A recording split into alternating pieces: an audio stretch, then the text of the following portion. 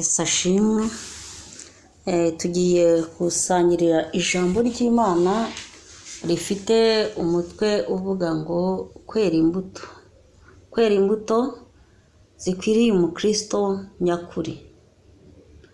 Imbuto ni ikintu kigaragaza umukristo nyawe, kuko burya imirimo umuntu akora cyangwa ibyo umuntu akora byose bigaragazwa n'imirimo ye. Buriya imirimo cyangwa ibikorwa biravuga cyane kurusha amagambo, kurusha ibyo uvuga.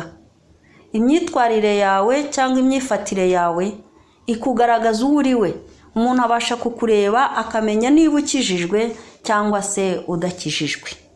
Umukristo wese rero yagombye kwera imbuto nziza.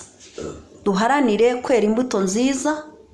Niba turi mu rugendo rujya mu ijuru, niba tuvuga ko turi abakristo, turasabwa kwera imbuto nziza, kwera imbuto zikwiriye abihannye.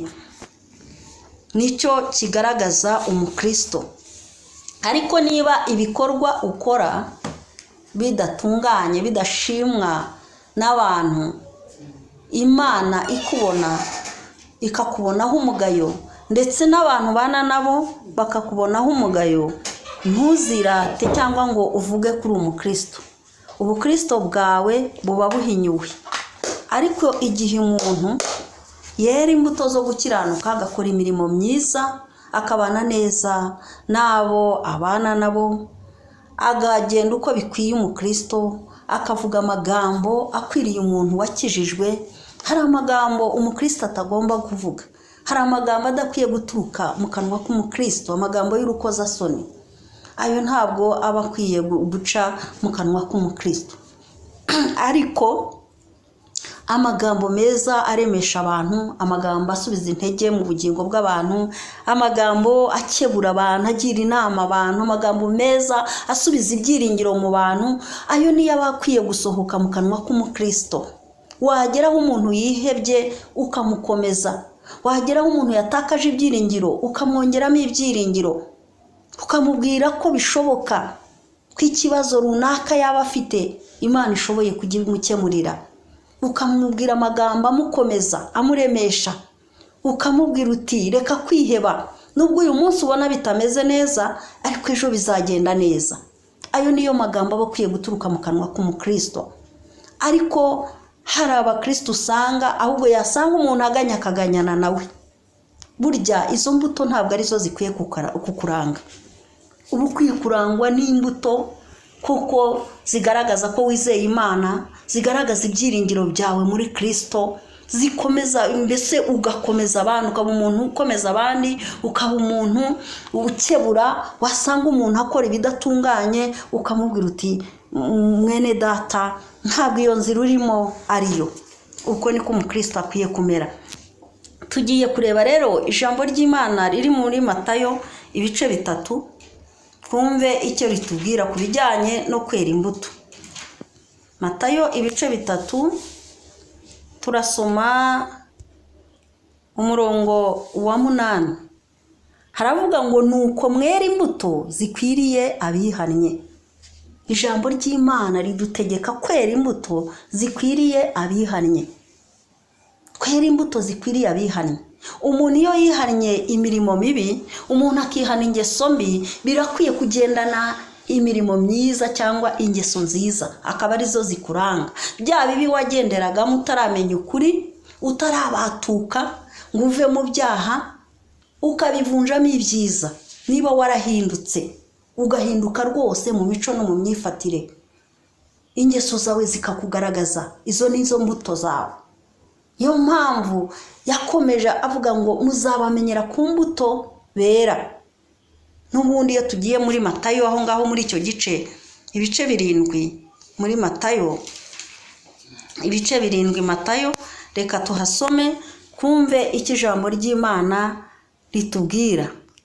Turasoma umurongo wa 17. Haravuga ngo nuko igiti cyiza cyose cyera imbuto nziza, ariko igiti kibi cyera imbuto mbi. 18. Igiti cyiza ntikibasha kwera imbuto mbi, kandi n'igiti kibi ntikibasha kwera imbuto nziza. 19 igiti cyose kitera imbuto nziza kiracibwa kikajugunywa mu muriro, nuko muzabamenyera ku mbuto zabo. Imana yacu nishimwe. Ijambo rirambwiye ngo igiti cyose cyiza, ngo nuko igiti cyiza cyose cyera imbuto nziza, ngo ariko igiti kibi cyera imbuto mbi. Umukristo rero yagombye kugereranywa n'iki giti cyera imbuto nziza. Iki giti cyiza ni rwo rugero rw'umukristo nyakuri, ukera imbuto nziza. Amagambo uvuga akaba ari amagambo koko atunganye, atari amagambo mabi, atari amagambo akomeretsa, atari amagambo asebanya, atari amagambo y'urukozasoni. Iyo zamutse hejuru n'ubundi kuri uyu murongo wa 16 baravuga ngo muzabamenyera ku mbuto zabo. Ngo mbese hari abasoroma imizabibu ku mugenge cyangwa imbuto z'umutini ku gitovu? Ntibibaho. Ntabwo wasoroma umuzabibu ku mugenge. Umugenge wera imbuto yawo nk'umugenge, n'umuzabibu kera imbuto yawo. Bivuze rero ngo niba turi abakristo, umukristo agombye kwera imbuto nziza. Umukristo agomba kurangwa n'imico myiza. Umukristo agomba kurangwa n'imyifatire myiza. Umukristo akwiye kugendana ikinyabupfura mu magambo avuga, akayavugana ikinyabupfura. Mu mirimo akora akaba ari imirimo myiza y'urwibutso, abantu bose bamwibukiraho, akaba ari imirimo myiza. Mana yacu nishimwe. Imirimo ukora nk'umukristo ikakuvuganira. Hari urugero tubona muri Bibiliya, uriya mugore witwa Dorokasi apfuye kubera ko yari yarakoze imirimo myiza. Abapfakazi yagiriye neza bariraga bibutsa imirimo yakoze. Iyo mirimo niyo yamuvuganiye, ituma yongera asubizwa mu buzima. Nawe ujye uharanira gukora ibyiza bizakuvuganira cya gihe ugeze mu bikomeye, cya gihe ugeze mu kaga. Erega imirimo myiza iravuga. Imirimo myiza iravuga. Niba warafunguriye umuntu ashonje ukagaburira umushonji, nawe nugera muri cya gihe Imana izibuka, izakwibukira kuri cya gikorwa wakoreye wa muntu. Niba warambitse umuntu wambaye ubusa, nugera mu kibazo Imana izibuka itari ko ari uriya muntu, kuko Imana ntabwo ngo ikiranirwa ngo yibagirwe imirimo. Akantu keza ukoze kose kandikwa mu gitabo cy'urwibutso. Niyo mpamvu rero tugomba guharanira kwera imbuto nziza. Umuntu yahindutse arahinduka, bikagaragarira ababana nabo. Imbuto zawe zonyine zikaguhamiriza, bakavuga batari kuri ya muntu koko yarahindutse, uko tumuzi ntabwo ari kuri iyo. Imana idufashe, kuko nitutera imbuto tuzaba tumeze nk'iki giti kibi.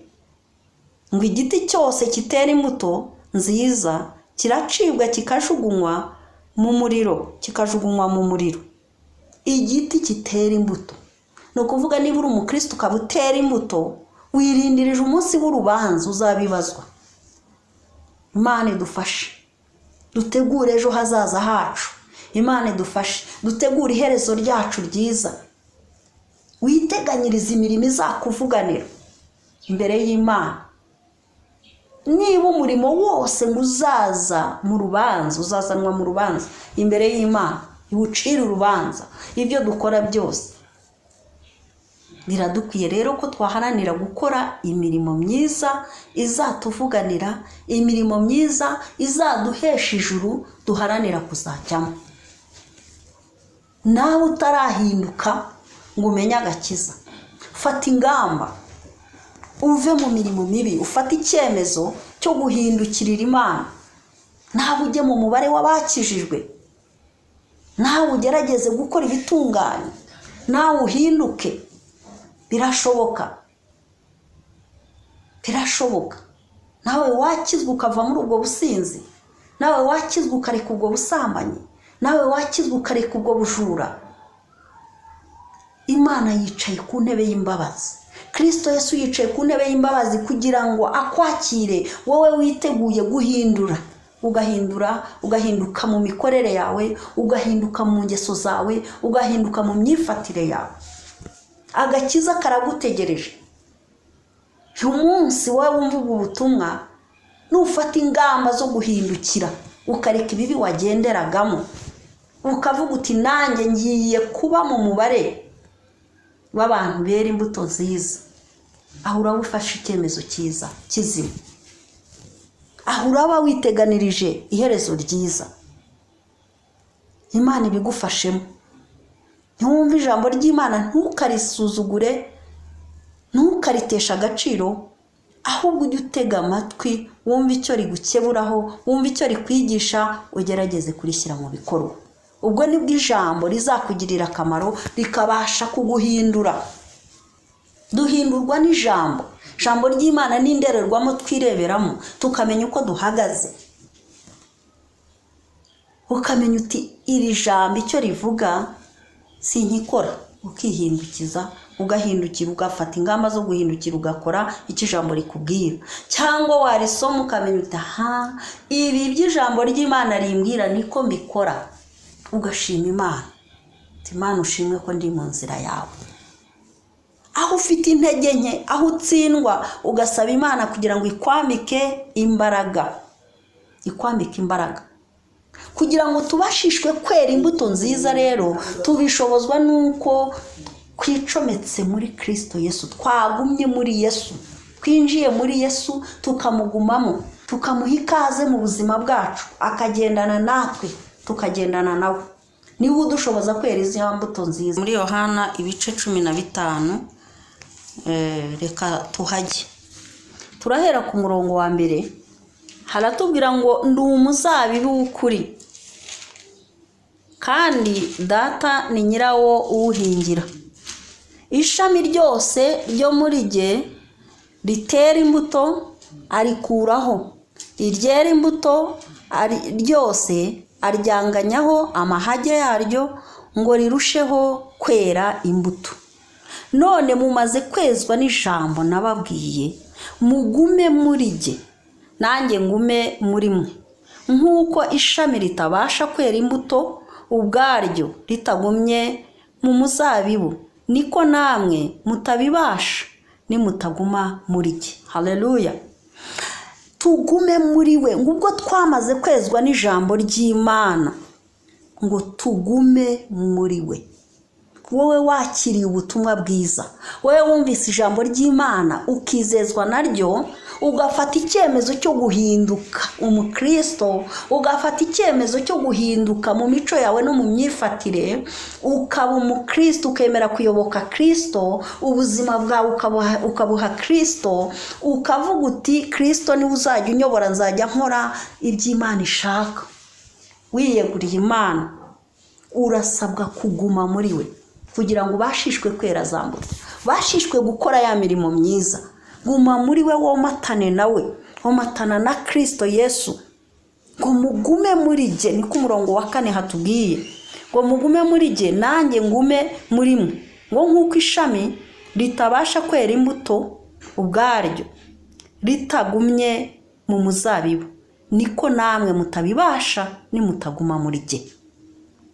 5. Ngo ni jye muzabibu, namwe muri amashami.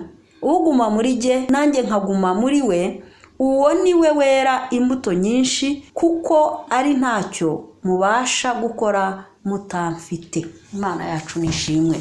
Nta kintu na kimwe wabasha gukora udafite Kristo mu buzima bwawe.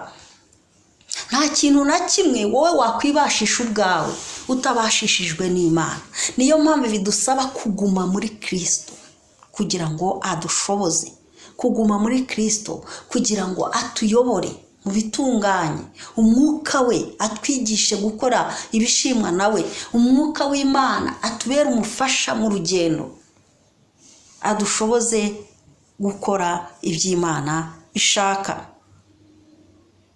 7 hakavuga ngo nimuguma muri jye, amagambo yanjye akaguma muri mwe, musabe icyo mushaka cyose muzagihabwa. Imana yacu nishimwe. Iryo ni isezerano Imana isezeranye wa wundi wamize ijambo ry'Imana akarigumamo, wa wundi wakiriye Kristo akomatana nawe, akagendana nawe, akemera kuyoborwa nawe, akera imbuto nziza zikwiriye abihannye, agakora imirimo myiza igaragaza Kristo Yesu yakiriye muri we.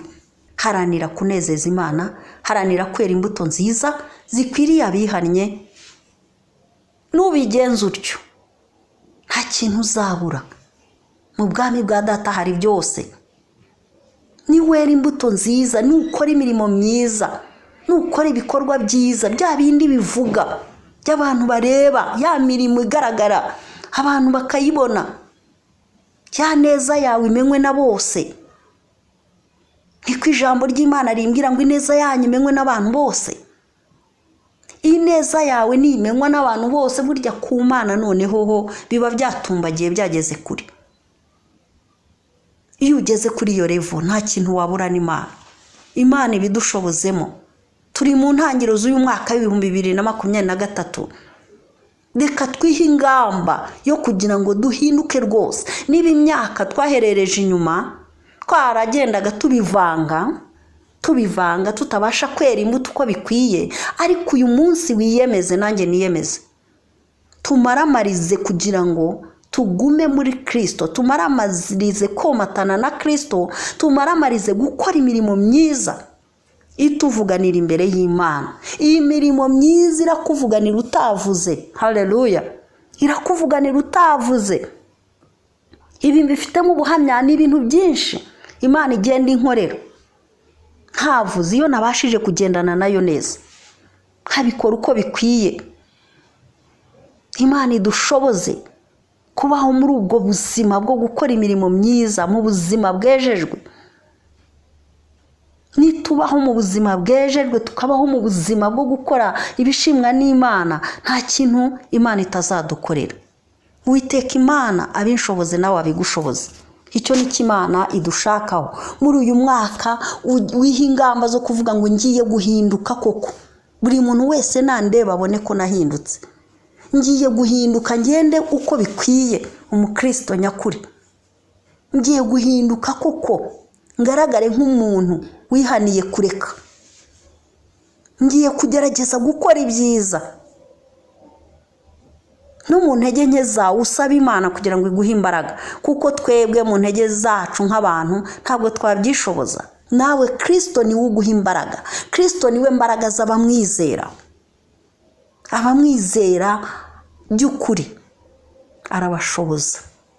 Mu bibakomereye arabashoboza bakabasha kubicamo. Imana idufashe. Dufate ingamba nshya muri uyu mwaka, tuwugendemo neza, twera imbuto nziza zikwiriye abihannye, twera imbuto nziza, dukora imirimo myiza ituvuganire tutavuze. Ntukemerere ikintu cyose cyagutandukanya na Kristo, kuko iyo wagiye kure y'Imana, iyo watandukanye na Kristo, burya uba watsinzwe, ntiwabasha kwera za mbuto. Ijambo ryatubwiye ko nituguma muri we aribwo tuzabashishwa kwera izo mbuto. Byatugereranije nk'ishami, nk'uko ishami ritabasha kwera imbuto ritagumye ku giti kuri nyina, niko nawe utabasha kwera imbuto utagumye muri Kristo Yesu. Turasabwa kuguma muri Kristo, tukagendana nawe aho turi hose, tukaba turi kumwe nawe, akatuyobora, tukemera kuyoborwa nawe, tukemerera umwuka w'Imana akatuyobora, tukemerera ubujyanama duha. Ubwo nibwo tuzabasha kwera za mbuto nziza Imana idushakaho. Uwiteka Imana iduhana umugisha. Nari kumwe n'umuvugabutumwa Muhongerwa Goreti. Ndabifuriza kugendana n'Imana muri uyu mwaka w'ibihumbi 2023, mwera imbuto nziza zikwiriye abihannye. Shalom.